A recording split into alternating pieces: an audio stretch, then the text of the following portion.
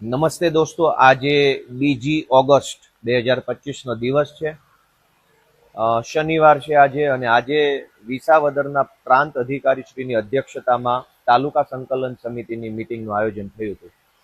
તાલુકા સંકલન સમિતિની મિટિંગમાં આખા તાલુકાના કોઈ પણ ગામના નાના મોટા કંઈ પ્રશ્નો હોય એના ઉપર ચર્ચાઓ અને જરૂરી નિર્ણયો લેવામાં આવતા હોય છે. એના અધ્યક્ષ પ્રાંત અધિકારી હોય છે. ધારાસભ્ય પણ તાલુકા સંકલન સમિતિના સભ્ય તરીકે કોઈ પણ પ્રશ્ન રજૂ કરી શકે છે. ધારાસભ્ય તરીકે ચૂંટાયા પછી હું પહેલી વખત આ વિસાવદર તાલુકાની તાલુકા સંકલન સમિતિમાં આજે ઉપસ્થિત રહ્યો છું. મેં કુલ આજે 17 જેટલા પ્રશ્નો પ્રાંત અધિકારીની અધ્યક્ષતામાં સંકલન સમિતિને પૂછ્યા છે. આ સંકલન સમિતિની અંદર બધા જ વિભાગના અધિકારીઓ, ત્યાં અધિકારી પોતે અથવા એના પ્રતિનિધિ હાજર હોય છે, જેમાં જંગલ હોય, પાણી પુરવઠા હોય, પંચાયત હોય, રેવન્યુ હોય, વન વિભાગ હોય, કંઈ પણ હોય, બધું હાજર હોય. તો આમાં જે મહત્વના પ્રશ્નો બાબતે જે ચર્ચા કરી છે, એમાં એક તો મિયાવડલા ગામના લોકોને રતાંગ ગામે અનાજ લેવા જવું પડે છે. અને મારો પ્રશ્ન એવો હતો કે ચોમાસામાં રોડ તૂટેલા હોય છે, મહિલાઓએ અને વૃદ્ધોએ બીજા ગામમાં અનાજ લેવા માટે જવામાં ઘણી તકલીફ પડે છે, અને સુરક્ષાના પ્રશ્નો આવે મહિલાના. તો મિયાવડલા ગામના લોકોને રતાંગ ગામે અનાજ લેવા ન જવું પડે, અથવા આવા જે ગામો હોય, એવું નથી કે ખાલી મિયાવડલા રતાંગ, અનેક ગામડા એવા છે જેને બીજા ગામમાં અનાજ લેવા જવું પડે છે. તો મહિલાઓ, વૃદ્ધો અને ખરાબ રોડ રસ્તા ત્રણેય પરિબળો ધ્યાનમાં લઈ તમામ ગામોની અંદર બીજા ગામમાં અનાજ લેવા જવું ન પડે તે માટે બ્રાન્ચ ફાળવવી અથવા તો મોબાઈલ ડિલિવરી વાનની વ્યવસ્થા કરવા બાબતે આજે મેં પ્રશ્ન રજૂ કર્યો છે પ્રાંત સમક્ષ સંકલન સમિતિની મિટિંગમાં.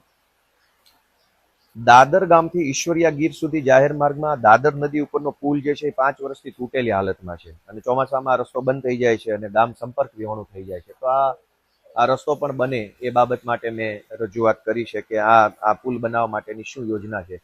જેમાં ચર્ચા દરમિયાન એવું આવ્યું કે પુલ થોડોક સાઇઝ એની મોટી છે, એટલે ધારાસભ્યની ગ્રાન્ટમાંથી કે એટીવીટીની ગ્રાન્ટમાંથી બની શકે એમ નથી. એની વધારે રૂપિયાની રિક્વાયરમેન્ટ વાળો પુલ છે, એટલે એને આગળની મિટિંગમાં ચર્ચા અને ત્યાં સુધી અભ્યાસ કરવા માટે આ પ્રશ્ન રાખ્યો છે. ઝાંઝેસર નામનું ગામ જે છે એ ગામ સંપાદિત થયેલું નવું ગામ છે. જૂનું ગામ આખું જે છે એ ડૂબમાં જતું રહ્યું છે. નવું જે ઝાંઝેસર ગામ બનાવ્યું છે, આ ગામમાં ઘણા બધા વ્યક્તિઓને પોતાનો પ્લોટ ફાળવ્યો એની સનદ નથી મળી, અને આ ગામના પ્લોટની વિગત જે છે ગામ નમૂના નંબર 2માં ઉમેરવામાં નથી આવી. આ પ્રશ્ન પણ રજૂ કર્યો છે, જે બાબતે અભ્યાસ કરીને, કેમ કે આ જળ સંપત્તિ વિભાગ જે છે, પાણી પુરવઠા વિભાગ દ્વારા સંપાદિત કરવામાં આવ્યું છે, એટલા માટે.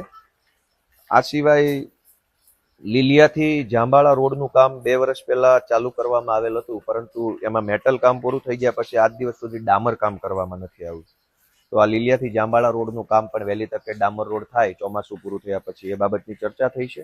ખાંભાગીરથી ઈશ્વરિયા રોડનું કામ 2 વર્ષ પહેલા ચાલુ કર્યું હતું, એમાં મેટલ કામ થઈ ગયું હતું, પણ આજ દિવસ સુધી ડામરનું કામ નથી થયું. આ પ્રશ્નમાં ચર્ચા એવી થઈ છે કે 2021-22ના વર્ષમાં મેટલ કામ પૂરું થયા બાદ એજન્સી છે એ અધવચ્ચેથી કામ છોડીને ભાગી ગઈ. હવે ડામર લગાવવાનો જે પ્રશ્ન છે, એમાં ટેકનિકલ પ્રશ્ન એ આવ્યો છે કે મેટલ 2021-22માં કર્યા પછી ડામર નહીં લાગવાના કારણે અત્યાર સુધીમાં મેટલ પણ ઉખડી ગયું છે, એટલે હવે મેટલ જ નથી તો ડામર શેના ઉપર લાગશે? તો નવેસરથી મેટલ કામ થાય પછી એની ઉપર ડામર કામ થાય, એ બાબતની આજે રજૂઆત ચર્ચા કરેલી છે. કાલસારીથી ભૂતળી તરફ જતો રસ્તો જે છે અત્યંત ખરાબ હાલતમાં છે. આ રસ્તો એક સરકારની યોજના પ્રમાણે કોઈ પણ રોડના ચોપડામાં નથી. પ્લાન રોડ કે નોન પ્લાન રોડ એવું બધું હોય છે, એક પણ રોડમાં આવતો નથી, એટલે આ રસ્તો બનાવવા બાબતે બાકી છે. નાની મોણપરી ગામમાંથી સામા કાંઠે પ્લોટમાં જવા માટે માઘિયો નદી ઉપર જે પુલ બને છે એનું કામ લાંબા સમયથી અધૂરું છે. તો આ કામ ક્યારે પૂરું થશે, કેવી રીતે, ક્યાં અટવાયું છે, એ બાબતની ચર્ચા પણ આજની મિટિંગમાં થઈ છે. શિરવાણિયા ગામનું સ્મશાન જે છે એ નદીના સામા કાંઠે આવેલું છે. ચોમાસા દરમિયાન નદીમાં પાણી આવે તો અંતિમ સંસ્કાર કરવા જવા માટે તકલીફ પડે છે, અને એ સિવાય પણ અંતિમ સંસ્કાર સિવાય પણ લોકોએ રૂપાવટી તરફ કે એવી રીતે જવું હોય તો ઘણી બધી અગવડતા પડે છે. આ બાબતની રજૂઆત કરતા અધિકારીશ્રી તરફથી એવું જાણવા મળ્યું છે કે શિરવાણિયા રૂપાવટી રોડ આખો મંજૂર થયો છે, આખો નવો રોડ બનશે, અને ઊભું નાળું પુલ બનશે. થોડોક લાંબો સમય લાગશે, 1-1.5 વર્ષનો સમય લાગશે, પરંતુ આ જે અત્યારે જે ધાબીનો પ્રશ્ન છે એ પ્રશ્નનું સોલ્યુશન લાંબા ગાળે થઈ જશે. રતાંગથી મિયાવડલા રોડનું કામ વર્ષોથી બંધ છે, અને આ રોડની બાબતને શું પ્રશ્ન છે, ક્યાં અટવાયું છે, સરકારી તંત્ર તરફથી કોઈ પ્રોબ્લેમ છે કે ગામજનો પાસેથી કોઈ સહકારની અપેક્ષા છે, એ બાબતની ચર્ચા થઈ છે રતાંગ મિયાવડલા રોડ બાબતે. દુધાળા ગીર ગામની અંદર રહેણાંકના મકાનો ઉપર ભયજનક રીતે વીજળીના તાર મૂકેલા છે. આખા ગામની અંદર વીજળીના તાર જે નીકળ્યા છે એ ભયજનક રીતે લોકોના અગાસી ઉપરથી, લોકોની દિવાલ પાસે, લોકોના ઘર પાસે, બારી પાસે આવે છે. આ બાબતની આજે વીજળી વિભાગને રજૂઆત કરતા તેમાં મુખ્ય બે પ્રશ્નો બહાર આવ્યા. એક તો ભયજનક તાર લાગેલા છે અને બીજો પ્રશ્ન એ છે કે ત્યાં ટીસી નાના નાના ટ્રાન્સફોર્મર્સ લાગેલા છે. તો ટ્રાન્સફોર્મર બદલી અને મોટા ટ્રાન્સફોર્મર મૂકવાની દરખાસ્ત થઈ ગઈ છે. એ બાબતની રજૂઆત આજે થઈ છે. આ સિવાય પીરવડ ગામે વાસ્મો યોજના અંતર્ગત લોકભાગીદારીથી સંપ બનાવવા માટે ગામજનો પાસેથી લોકફાળો લઈ લીધો છે, પરંતુ કામ ચાલુ થયું નથી. આ પ્રશ્ન પણ હતો. જૂની ચાવંડ ગામે આંગણવાડી મંજૂર થઈ છે, પરંતુ કામ ચાલુ થયું નથી. એ બાબતનો પ્રશ્ન છે.